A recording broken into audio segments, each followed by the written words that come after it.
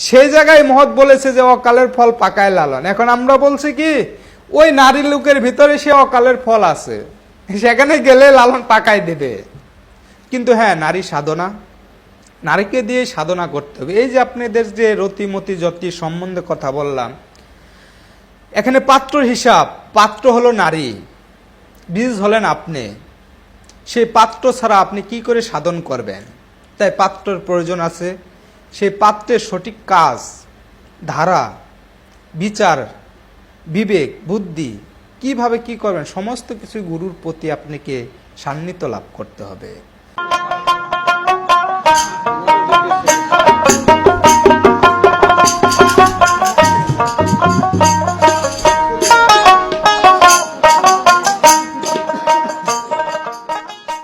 তাই আপনি বীজ পর্যন্ত আপনার কোনো কিছু করার দরকার নেই, সেখানে আপনি কি করবেন সেটা আপনার একান্ত ব্যক্তিগত বিষয়।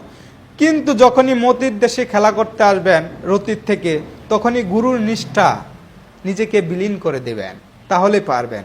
ঠিক ওই মূলাদাস চক্রের থেকে আমার ওই রতি আস্তে আস্তে আস্তে স্টেপ বাই উঠতে থাকবে। উঠতে উঠতে উঠতে উঠতে উঠতে উঠতে আমার এখানে কুলগণ্ডি রয়েছে। অনেক সাধু পুরুষ অনেক কথা বলবে, সেটা আপনাদের ব্যাপার। কিন্তু আমার মূলাধার চক্র হলো সর্বশেষ, কুলগণ্ডি হলো সর্ব উপরে, আর এর ভিতর আরো 5টা চক্র রয়েছে। সমস্ত কিছু প্রেসারে, চাপে এগুলোকে খুলতে হয়। প্রেসার ছাড়া কোনো কিছুই খোলা সম্ভব না। না, কোনো নামের বিনিময় না, এখানে সম্পূর্ণ হলো প্রেসারের। তাই তো আপনি যুগল ধর্মটা সহজ ধর্ম। তাই তো দিনের রাসূলও যুগল দেখিয়ে গেছে, মনি ঋষিগণও যুগল দেখিয়ে গেছে। যেমন আমার কথা বললে অনেক কষ্ট, আমাকে এই 7টা চক্র খুলতে হয়েছে অনেক অকাট্যকে সাধনা করে। যার কিঞ্চিত পরিমাণ সাধনায় যদি এখন বর্তমানে কাউকে ফেলি, টিকার উপায় নেই। 100 জনের ভিতরে একজন টিকতে পারবে কিনা সন্দেহ আছে। তাই যারা একের ঘরে আসে তাদের অনেক কঠিন, আর যারা যুগল আছে সহজ। ঠিক ওই দরজাটা খুলতে হবে প্রেসারের বিনিময়ে। মানে আপনার ঘরের দরজাটা যদি আপনি চাপ না দেন কখনো খুলতে পারবেন না। আপনি যখনই আপনি রতিকে চাপ দিবেন, প্রেসার দিবেন, সেটাকে নিয়ন্ত্রণ করে, আর নিয়ন্ত্রণ না করে যদি আপনি প্রেসার দেন তাহলে তো আপনি পড়ে যাবেন। তার মানে আপনি আরো ডবল খুনের আসামি হয়ে গেলেন। আর যখনই গুরুর আইন আদেশে গেলেন, তখন ওই মতি আপনার থেকে রতি ক্ষয় হবে না, গ্যারান্টি যুক্ত। ক্ষয় হতেই পারে না যদি গুরুর প্রতি নিষ্ঠা হয়ে যান। সেই রতিকে যখনই আপনি প্রেসার দেবেন, ও আস্তে আস্তে ঊর্ধ্বগামী। যেমন ইলিশ মাছ নদীতে দেখবেন, কথাই শুনবেন না, বিশ্বাস করবেন। নদীতে দেখবেন ইলিশ কখনো ভাইটেল চলে না, উজান চলে। ঠিক এই রতি তখন আপনার উজান বইবে। ঠিক উজান বইতে বইতে এই সমস্ত চক্রকে ভেদ করে যখন আপনার কুলগণ্ডি চক্রে এসে খুলবে, তখন হবে, ওর নাম হবে জ্যোতি। কিন্তু ওই রতির থেকে এই যে প্রেসার দিয়ে কুলগণ্ডি পর্যন্ত আস্তে আস্তে আপনার মতি পয়দা হয়ে যাবে। মতি অর্থ হলো জ্ঞান। এই জ্ঞান দ্বারা তখন আপনি বিচার করবেন কার প্রতি? গুরুর প্রতি, যে কে গুরু আর কে শিষ্য। তাই সাইজি সেই খবর দিয়ে গেছে, অজান খবর না জানিলে কিসের ফকির। সেই অজান খবরের দেশের কথায় আমরা মিডিয়ার সামনে কিছু আলাপ আলোচনা করতেছি। আর অজানার খবর আপনাকে জানতে হলে একজন গুরু ভজনা করে জানতে হয়। তাই এর ভিতরে আপনাকে সাধারণভাবে যে কথাগুলো বলা গেল, ঠিক সেই কথাগুলো আপনাদেরকে আমি জানালাম, বা আমার মাধ্যম দিয়ে প্রকাশ ঘটলো। ঠিক আপনি যখনই ওই মতিতে কুলগণ্ডিতে যায়, ও স্থির হলো বা স্থায়ী হলো, ধারণ হলো, ওগুলো এক একটা পাত্র। সেই পাত্রের ভিতরে যখনই আপনি সেই রতিটা পড়বে, সেই পাত্রের গুণে আপনার মতি পরিণত হবে। আর মতি পরিণত হওয়ার সাথে সাথে যেমন ওই ঘরের দরজা চাবি দেওয়া লাগবে না, টাস করে খুলে যাবে। তখন হবে কুলগণ্ডি জাগ্রত। যেমন পদ্ম ফুল দেখেছেন, পদ্ম ফুলের উপর ব্রহ্মদেব বসে আসন করে বসে আছে। ঠিক তখন আপনার ভিতরে যে অগ্নি রয়েছে, যে অগ্নির কথা আপনার বলতে পারি, দেখতে পারি না, সেই আগুনকে আপনি দেখতে পাবেন। দেখবেন ঠিক ওই রকমই পদ্মর পাতার উপরে সেই জ্যোতিময়, যে প্রভুর সান্নিধ্য বা নৈকট্য লাভের আশা করতেছি, সেই পদ্মের পাতার উপর স্বয়ং সেই প্রভু বসে আছে। কে? আমার গুরু, সে আমার প্রতি স্বামী, সে পরম ঈশ্বর বসে আছে। কিন্তু এই দেখেন সহজেই কতটি কথা বলে নিলাম, কিন্তু এই কাজ করতে গেলে কিন্তু সহজ না, এ অনেক কঠিন, অকাট্য সাধনা করা। শুরুটাই হলো আপনার বীজ ধারণ করা।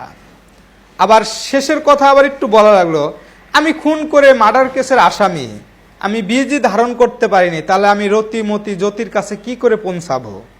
হ্যাঁ, এখানে যদি একজন 90 বছরের বৃদ্ধ আসে, যদি চেতন গুরুর কাছে যায়, নিষ্ঠা মনে তার জীবন যৌবন আগে কি করে আসছে দেখার দরকার নেই, তার জীবন যৌবনকে যদি বিলীন করে দিতে পারে, উৎসর্গ করে দিতে পারে, সে 80 বছরের বৃদ্ধকে 12 বছরের যুবকে পরিণত করা যায়। কিসের বলে? কর্মর বলে, কর্মর বলে। কিন্তু সে বৃদ্ধ এসে যদি এখানে কর্ম না করে বলে যে হ্যাঁ আমার গুরু তো অমক, এখন ধরেন আমি সে বললাম যে আমার গুরু লালন ফকির, আমি কোনো কর্ম করলাম না, আমি বসে বসে থাকলাম আর লালন ফকিরের কথা শুনলাম, তাই কি আমার কোনো মূল্য দিবে?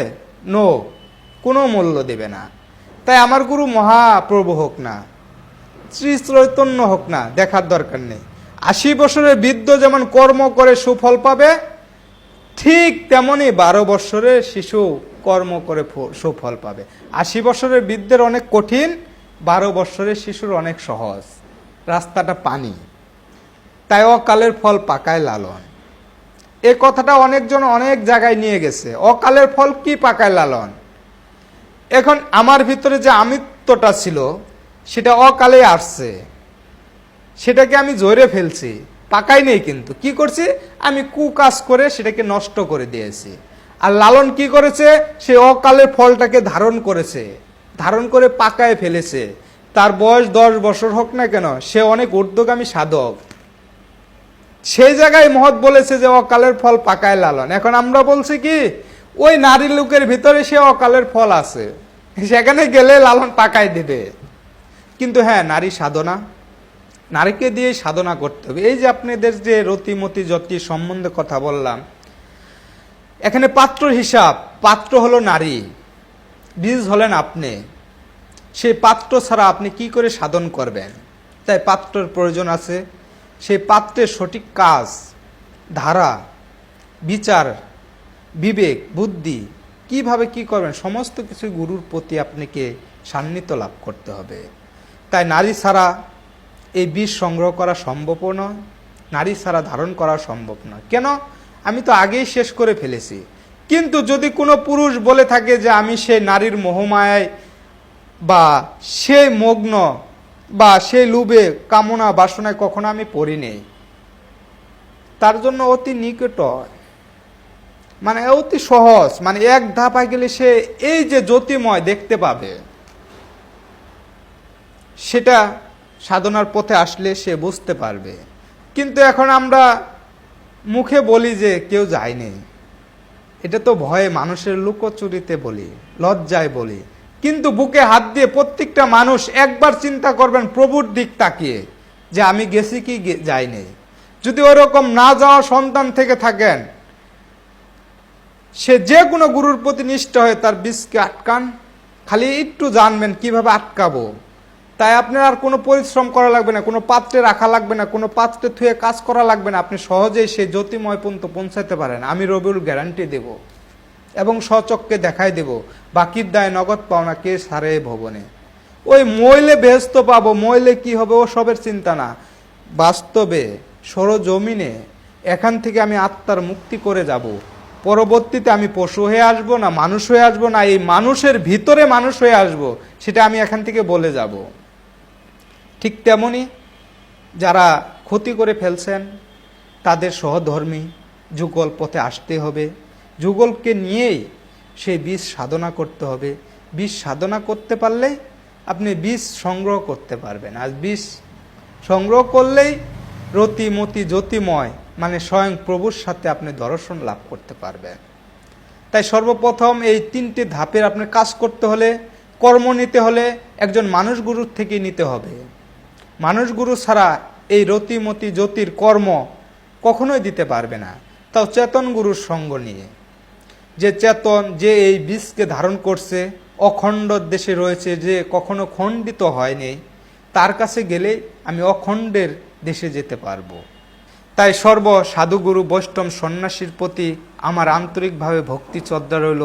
আমার কথায় যদি আপনারা কোনো কষ্ট পেয়ে থাকেন, ভুল ত্রুটি বেদবি অন্যায়কে ক্ষমা করে পরম ঈশ্বরের যে ভালোবাসার ধর্মে আমরা সান্নিধ্য লাভেছি, আমরা যেন আজীবন এই প্রেমময় ধর্মকে জাগ্রত করে বাবা লালন ফকিরের মাধ্যম দিয়ে মানুষ ভজলে সোনার মানুষ হবে, মানুষ ছাড়া খেপারে তুই মূল হারাবি, এই মানবতা ধর্মে যেন একনিষ্ঠাভাবে কাজ করতে পারি। জয় গুরু আল্লাহ আলিক সাই সাইজিকে তুমি পরমেশ্বর।